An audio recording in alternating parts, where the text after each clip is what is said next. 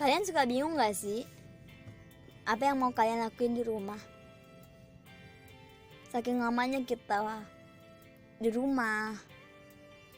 Udah dulu waktu 2020 PSBB, 2021 PPKM gitu kan.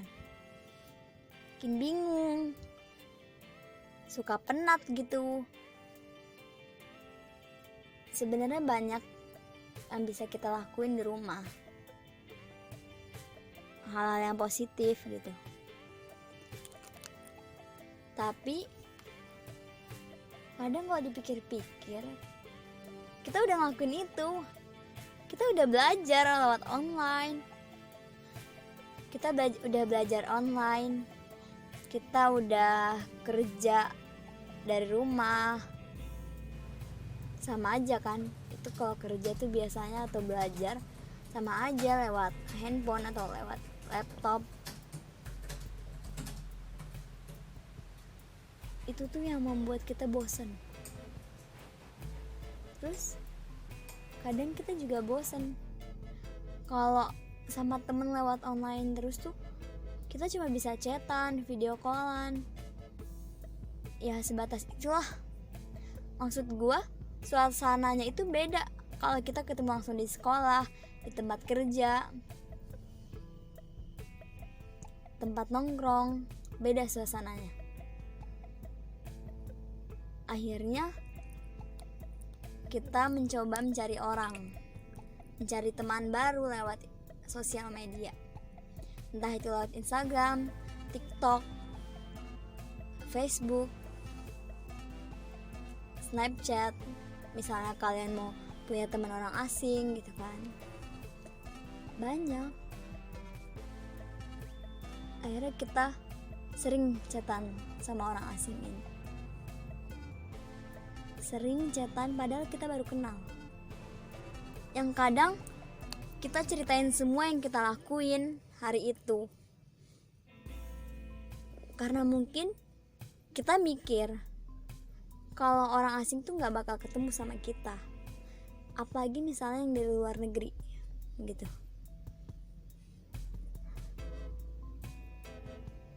Tapi ada juga yang karena mungkin dia takut menceritakan tentang dirinya, dia hanya mengobrol tentang film, pemain bola yang disuka, atau mabar, main game bareng. Ya banyak lah hal-hal positif yang lainnya. Sebenarnya kita suka bingung, kita tuh mau ngelakuin apa di rumah. Terus juga kita suka bingung, kenapa gue bisa senyaman ini sama orang asing gitu kan. Kenapa gue tuh lebih mudah bercerita sama orang yang gue baru kenal. Padahal ke temen sekolah gue gak kayak gini amat ceritanya, gak terbuka banget. Ada gak sih yang kepikiran kayak gitu? Setelah gue cari-cari, gue nemu 2 alasan. Pertama, untuk menghindari penghakiman atau judgement sepihak. Kebutuhan utama kita ketika berbicara kepada orang lain, apapun itu sebenarnya adalah kebutuhan untuk didengarkan. Menurut gue, kebutuhan untuk didengarkan ini lebih dahulu dibanding kebutuhan untuk memperoleh respon atau nasihat atau semacamnya. Penghakiman secara sepihak adalah hal yang paling tidak kita harapkan untuk kita dapatkan sebagai respon atas cerita kita. Apalagi jika itu menyangkut sisi negatif dari kita. Karena orang asing yang belum mengenal kita secara personal dan tidak memiliki kedekatan secara emosional tentu berkemungkinan kecil untuk menghakimi kita secara jujur. Alasan kedua yang gue temuin, orang asing diharapkan mampu memberi penilaian yang lebih objektif.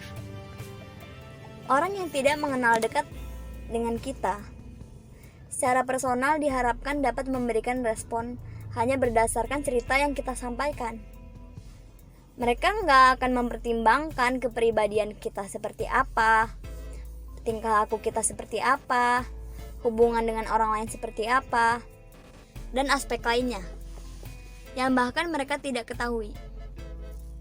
Apa yang menjadi respon si orang asing biasanya murni berdasarkan logika dan tidak dicampuri hal-hal yang sifatnya sentimental. Sentimental.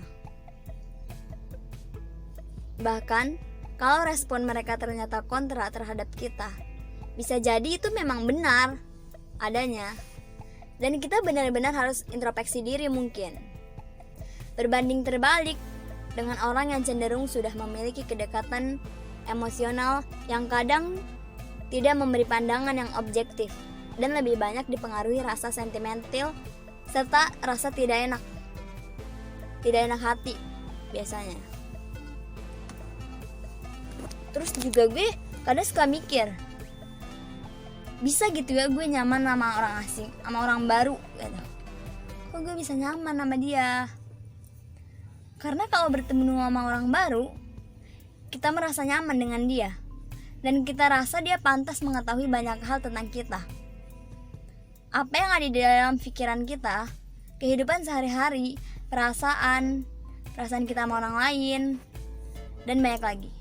Tentunya orang tersebut akan memberikan preposisi yang bernilai positif, karena dia belum paham alur hidup kita, kehidupan sehari-harinya bagaimana gitu kan. Kehidupan sehari-hari kita tuh bagaimana, dia tuh nggak tahu gitu. Jadi terasa nyaman saat bercerita dengan orang baru. Mungkin ini jawaban yang selama ini kalian bertanyakan. Semoga membantu. Kalian juga bisa menceritakan pengalaman kalian dengan orang baru di kolom komentar di bawah ini. Terima kasih, semoga kalian sehat selalu. Dijaga ya pola makannya.